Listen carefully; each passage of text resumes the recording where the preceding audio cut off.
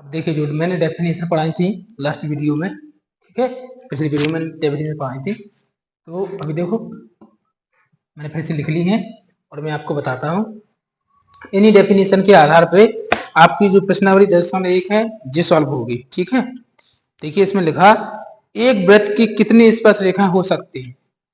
देखो उसने पूछा है एक वृत्त की, देखो वृत्त के बिंदु पर नहीं पूछा, क्या पूछा उसने, एक किसी वृत्त की एक बिंदु कितनी स्पर्श रेखा खींची जा सकती है। तो जी वृत्त है और वृत्त पे स्पर्श रेखा आप कितनी भी खींच सकते हैं, यानी अपरिमित रूप से अनेक स्पर्श रेखा खींची जा सकती हैं, ठीक। तो पहले का आंसर आएगा अपरिमित रूप से अनेक, ठीक, अपरिमित रूप से अनेक स्पर्श रेखाएं खींची जा सकती हैं, ठीक।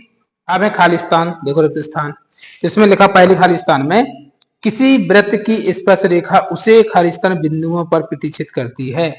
किसी वृत्त की स्पर्श रेखा, जो वृत्त की स्पर्श रेखा होती वो वृत्त को कितने बिंदु पर प्रतिच्छेद करती, केवल एक बिंदु पे, कितने पर, केवल एक बिंदु पर, इसलिए पहले खालिस्तान में हम भरेंगे एक। दूसरा खालिस्तान हमारा वृत्त को दो बिंदुओं पर प्रतिच्छेद करने वाली रेखा को, दो बिंदुओं को प्रतिच्छेद करने वाली रेखा, जैसे देखो दो बिंदुओं को प्रतिच्छेद करने वाली रेखा क्या कहलाती है, छेदक रेखा, देखो लिखा भी है वृत्त को दो बिंदुओं पर प्रतिच्छेद करने वाली रेखा को क्या कहते हैं, छेदक रेखा, ठीक। तो ये इसमें क्या बनेंगे हम लोग, छेदक रेखा। तीसरा वाला है एक वृत्त की खालिस्तान समानता स्पर्श रेखाएं हो सकती हैं। तो देखो मैंने आपको बताया था किसी एक वृत्त के समांतर केवल और केवल दो स्पर्श रेखाएं खींची जा सकती हैं, ठीक। अब चाहे वो ऐसे में खींच सकते हैं, चाहे आप लोग ऐसे में खींचो, ठीक है, तो केवल और केवल दो स्पर्श रेखाएं खींची जा सकती हैं। चौथा क्वेश्चन हमारा वृत्त तथा उसकी स्पर्श रेखा के उभयनिष्ठ बिंदु को, देखो वृत्त और स्पर्श रेखा के उभयनिष्ठ बिंदु को क्या कहते हैं, स्पर्श बिंदु कहते हैं, क्या कहते हैं, स्पर्श बिंदु। तो जो चौथा वाला खालिस्तान है उसमें हम लोग क्या भरेंगे, स्पर्श बिंदु, ठीक। तो देखो पहले वाले में क्या है ना, आप पहला जो क्वेश्चन है उसमें अपरिमित रूप से अनेक, जो दूसरा आपका खालिस्तान है, जो पहला खालिस्तान है, जो पहला क्वेश्चन है, ठीक, उसका आंसर ये हो जाएगा। पहले खालिस्तान में आएगा किसी वृत्त की स्पर्श रेखा उसे खालिस्तान बिंदु पर प्रतिच्छेद करती है। तो पहले खालिस्तान में आप भरना एक बिंदु पर प्रतिच्छेद करती है। दूसरे खालिस्तान में वृत्त को दो बिंदुओं पर प्रतिच्छेद करने वाली रेखा को खालिस्तान कहते हैं। वृत्त को यदि दो बिंदु पर प्रतिच्छेद करे तो उसको क्या कहते हैं हम लोग, छेदक रेखा, क्या कहते हैं, छेदक रेखा, ठीक। तीसरे खालिस्तान में क्या लिखेंगे हम लोग, एक वृत्त की खालिस्तान समांतर रेखाएं हो सकती हैं। तो एक वृत्त की दो समांतर रेखाएं हो सकती हैं, कितनी, तो इसमें लिखेंगे दो, ठीक है, दो स्पर्श रेखाएं हो सकती हैं। चौथा खालिस्तान वृत्त तथा उसकी स्पर्श रेखा के उभयनिष्ठ बिंदु को खालिस्तान कहते हैं।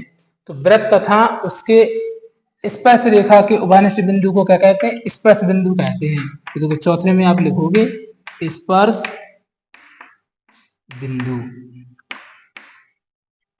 ठीक। तो जो खालिस्तान है आपके, खालिस्तान में आपके चारों आंसर आएंगे, ठीक है। तो 2.1 प्रश्नावली है, खालिस्तान भरें, ठीक। तो खालिस्तान में आपको जी भरना है, पहले में एक छेदक रेखा, दो स्पर्श रेखा, स्पर्श बिंदु सॉरी, ठीक है। तो जी आपका खालिस्तान हो जाएगा। अब आपका तीसरा क्वेश्चन है एक, उसको हम लोग करेंगे, ठीक।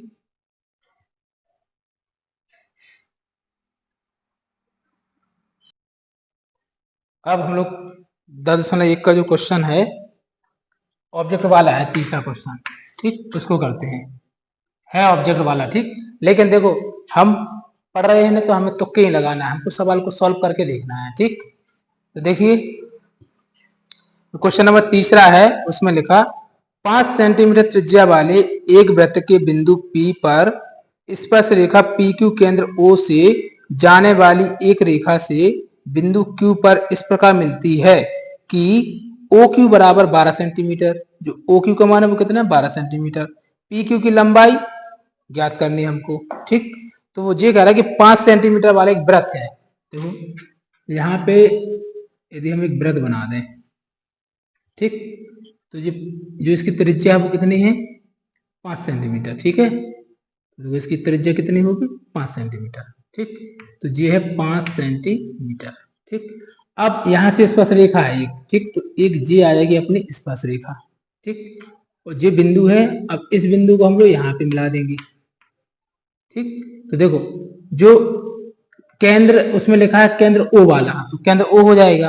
फिर लिखा बिंदु पी पर स्पर्श रेखा पी क्यू केंद्र, तो देखो पी स्पर्श रेखा है, तो स्पर्श रेखा पे पी आ गया, और जी क्या हो जाएगा अपना क्यू हो जाएगा। अब इसमें लिखा ओ क्यू 12, यानी ओ क्यू कितना है 12 सेंटीमीटर। अब सबसे पहले चित्र को देखिए आप, तो ये हमारा क्या बन गया समकोण, क्या बन गया समकोण।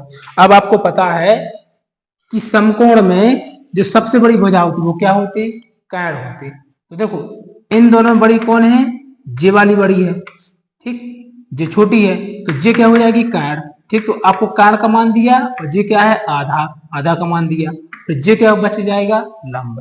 ठीक, पता कैसे करोगे, आप पता करोगे कि जो सबसे बड़ी भुजा है तो वो क्या हो जाएगी कैड, तो सबसे बड़ी भुजा है ओ क्यू।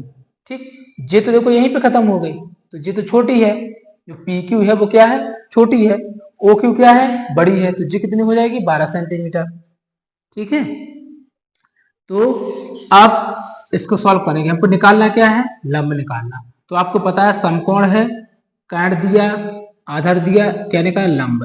तो इसमें हम लोग क्या लगाएंगे पाइथागोरस प्रमेय। ठीक, सबसे पहले हम यहाँ पे लिख लेंगे दिया है चित्र में। ठीक है, चित्र में देखो OP बराबर 5 सेंटीमीटर और OQ बराबर 12 सेंटीमीटर। ठीक, और हमें PQ ज्ञात करना है। ठीक, तो यहाँ पे लिखेंगे समकोण त्रिभुज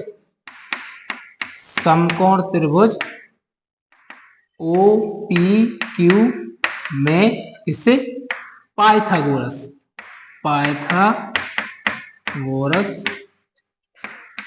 प्रमेय से। ठीक, देखो पाइथागोरस कौन था, एक क्वेश्चन आता है, तो पाइथागोरस थेल्स का शिष्य था। एक कौन था गणितज्ञ थेल्स, जो आपने 6 अध्याय में थेल्स प्रमेय पढ़ी, तो थेल्स का शिष्य था पाइथागोरस। तो थेल्स ने दी थी थेल्स प्रमेय, और थेल्स के जो शिष्य था तो उसके शिष्य ने दी थी पाइथागोरस प्रमेय, जी याद रखना। ठीक है, चलिए समकोण त्रिभुज OPQ में पाइथागोरस प्रमेय से। पाइथागोरस प्रमेय क्या कहती है, पाइथागोरस प्रमेय कहती है कि कैड का स्क्वायर लंब के स्क्वायर प्लस आधार के स्क्वायर का जो योग होता है वो कैड के स्क्वायर के बराबर होता है। तो देखो कैड कितना दिया OQ 12, तो देखो यहाँ पे लिख दें 12 बराबर लंब हमको निकालना है यानी PQ, तो देखो यहाँ पे लिख सकते हैं हम PQ का स्क्वायर प्लस आधार कितना दिया OP, यानी OP और OP का मान कितना दिया 5 सेंटीमीटर, जो हो जाएगा 5 का स्क्वायर। ठीक है, अब 12 का करेंगे तो 12 बार 144 बराबर PQ का स्क्वायर प्लस 5 का करेंगे तो 5 25। अब देखो हमको PQ निकालना है, तो देखो जिसको निकालना उसको कभी मत बोलो, जो लिखा उसको वहीं पे लिखा रहने दो जिसको निकालना है।